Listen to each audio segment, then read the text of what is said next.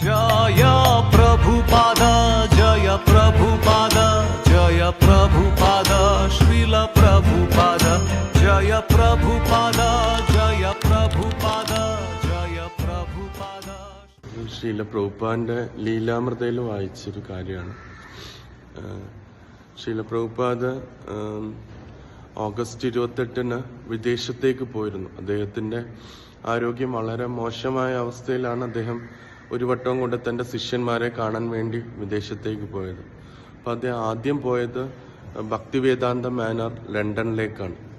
അപ്പം അവിടെ അദ്ദേഹം കുറച്ച് ദിവസം തങ്ങിയതിന് ശേഷം ജന്മാഷ്ടമി വന്ന ദിവസം അദ്ദേഹം ഇംഗ്ലണ്ടിൽ തന്നെയുള്ള Radha Londonishwara temple, Bury Place temple, അപ്പം അവിടേക്ക് അദ്ദേഹം പോയി.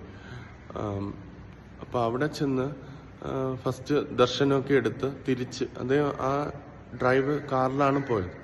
തിരിച്ചു വന്നതിന് ശേഷം ജന്മാഷ്ടമി കഴിഞ്ഞ് അടുത്ത ദിവസം ആയപ്പോഴത്തേന് ശ്രീല പ്രഭുപാദിന്റെ ആരോഗ്യം പെട്ടെന്ന് അങ്ങ് ഡൗൺ ആയി.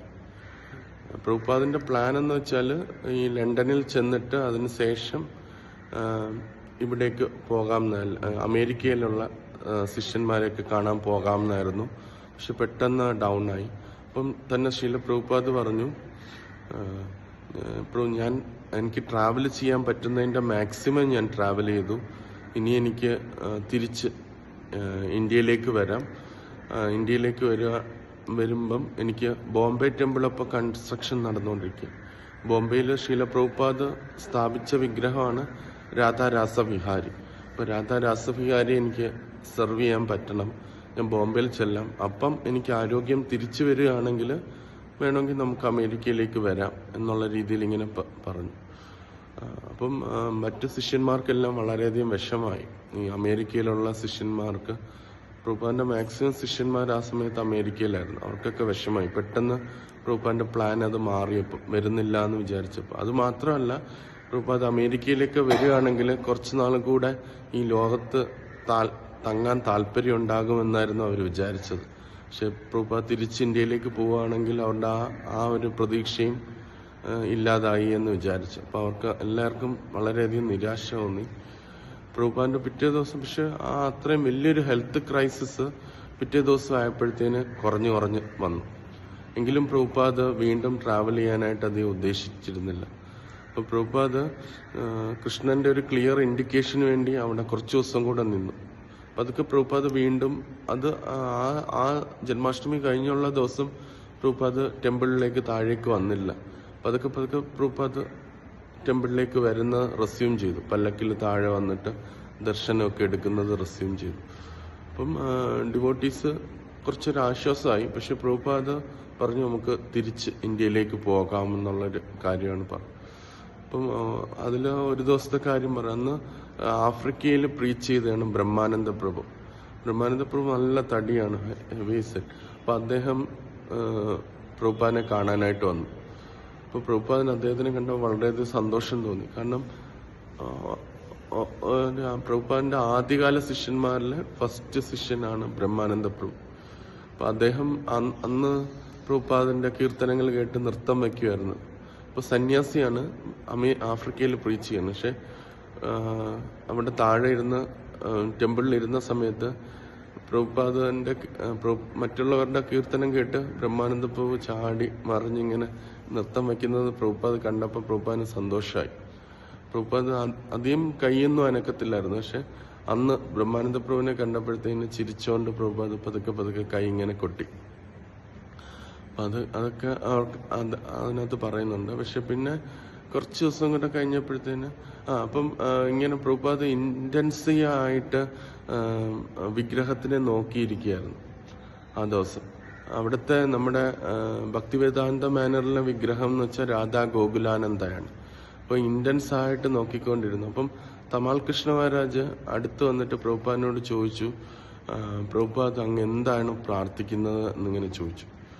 അങ്ങനെ ശ്രീല പ്രഭുപാദ് പറഞ്ഞത് ഇങ്ങനെയാണ്, I am praying to Radha Gokulananda that I can serve Radha Rasavihari. ഞാൻ രാധാ ഗോകുലാനന്ദയോട് പ്രാർത്ഥിക്കുകയാണ്, എനിക്ക് രാധാ രാസവിഹാരിയെ സെർവ് ചെയ്യാനായിട്ടൊരു അവസരം തരണം എന്ന്. അതായത് ജുഹുവിലെ ആ ഒരു വിഗ്രഹത്തിനെ സെർവ് ചെയ്യാൻ, അതായത് അതിൻ്റെ ഇൻസ്റ്റലേഷൻ കാണാനായിട്ട് എനിക്കൊരു അവസരം തരണമെന്ന് ഇവിടുത്തെ വിഗ്രഹമായിട്ടുള്ള രാധാ ഗോകുലാനന്ദയോട് പ്രഭുപാദ് പ്രാർത്ഥിക്കുകയായിരുന്നു എന്ന് ഇങ്ങനെ പറഞ്ഞു. അപ്പോൾ തന്നെ ശിഷ്യന്മാർക്കെല്ലാം മനസ്സിലായി ശ്രീല പ്രഭുപാദ് ഇനി ഫർദർ പ്ലാൻ അമേരിക്കയിലേക്ക് പോകുന്നില്ല, അദ്ദേഹത്തിൻ്റെ പ്ലാൻ തിരിച്ച് ഇന്ത്യയിലേക്ക് ബോംബെയിലേക്ക് വരണം എന്നുള്ളത്. അങ്ങനെ കുറച്ച് ദിവസം കഴിഞ്ഞപ്പോഴത്തേനും അത് ഫിക്സ്ഡായി, തിരിച്ച് അവർ ഇന്ത്യയിലേക്ക് മടങ്ങാനായിട്ട് തീരുമാനിച്ചു. അപ്പോൾ അതിലെ ഒരു ഇൻസ്റ്റൻസിൽ സരസ്വതി മഹാരാജ് ഒരു നല്ലൊരു കാര്യം പറയുന്നുണ്ട്. അപ്പം അങ്ങനെ തിരിച്ച് മടങ്ങാനായിട്ട് പ്രഭുപാദ് ഫ്ലൈറ്റിൽ കയറാനായിട്ട് ബോർഡ് ചെയ്യാനായിട്ട് ഇരിക്കുന്ന സമയത്ത് ഒരുപാട് ഡിലേസ് ഉണ്ടായി, താമസങ്ങൾ നേരിട്ട്. അപ്പം പ്രഭുപാദ് അവിടെ ഇരിക്കുകയാണ്. അപ്പം തമാൽ കൃഷ്ണ മഹാരാജ് കൂടെ ഉണ്ട്. അപ്പം പ്രഭുപാദ് വെറുതെ ഇരിക്കുകയാണ്. അപ്പം കുറേ ഇങ്ങനെ സമയങ്ങൾ ഇങ്ങനെ വെറുതെ പോകുന്നുണ്ട്. പിന്നെ തമാൽ കൃഷ്ണ മഹാരാജ് എന്ത് ചെയ്തു എന്ന് വെച്ചാൽ തൻ്റെ കയ്യിലുള്ള ടേപ്പ് റെക്കോർഡറിൽ ഇയർഫോൺ വെച്ചിട്ടുണ്ട്. ഇയർഫോൺ വെച്ചിട്ട് പ്രഭുപാദ് ഒന്നും ചോദിക്കാതെ തന്നെ പ്രഭുപാദ് ഇരിക്കുന്ന പ്രഭുപാദിൻ്റെ അടുത്ത് വന്നിട്ട് 2 ഇയർഫോൺ പ്രഭുപാദിൻ്റെ ചെവിയിലേക്ക് വെച്ചിട്ട് ഇത് ഓണാക്കി. അതിനകത്ത് തമാൽ കൃഷ്ണ മഹാരാജ് ഈ റെക്കോർഡഡ് ആയിട്ടുള്ള കീർത്തൻസ് റെക്കോർഡ് ചെയ്ത് വെച്ചിരിക്കുകയായിരുന്നു. അപ്പോൾ അതിങ്ങനെ പ്രഭുപാദിൻ്റെ അടുത്ത് ഓണാക്കിയിട്ട് കുറച്ച് നേരം കഴിഞ്ഞപ്പോൾ ആ കീർത്തൻ പ്രഭുപാദ് കേട്ടോണ്ട് പതുക്കെ ഇങ്ങനെ തല ഇങ്ങനെ ആട്ടിക്കൊണ്ടിരുന്നു.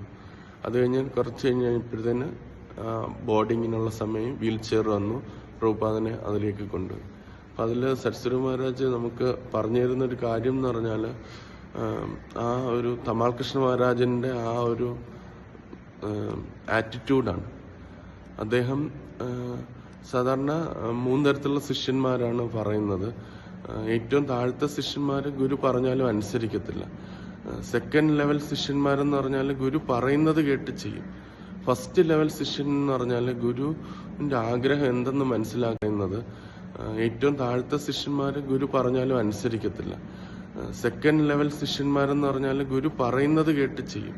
ഫസ്റ്റ് ലെവൽ ശിഷ്യൻ എന്ന് പറഞ്ഞാൽ ഗുരുവിൻ്റെ ആഗ്രഹം എന്തെന്ന് മനസ്സിലാക്കി അതിനനുസരിച്ച് പ്രവർത്തിക്കും. തമാൽ കൃഷ്ണ മഹാരാജ് ഒരു ആധ്യാത്മിക ഗുരുവിൻ്റെ അടുത്ത് പോയി ഇയർഫോൺ അദ്ദേഹം പറയാതെ ഇയർഫോൺ വയ്ക്കേണ്ട ആവശ്യമില്ല. പക്ഷെ അത് ഗുരുവിൻ്റെ ആഗ്രഹം മനസ്സിലാക്കി അത്രയും സമയം വെറുതെ ഇരിക്കണ്ട എന്ന് വിചാരിച്ച് പ്രഭുപാദിൻ്റെ ചെവിയിൽ ആ ഒരു കീർത്തനം വച്ചു എന്നത് ഒരു ഫസ്റ്റ് ക്ലാസ് ഫോളോവറിൻ്റെ ലക്ഷണമാണ് എന്നുള്ള രീതിയിലാണ് സരസ്വതി മഹാരാജ് അതിനകത്ത് പറഞ്ഞത്.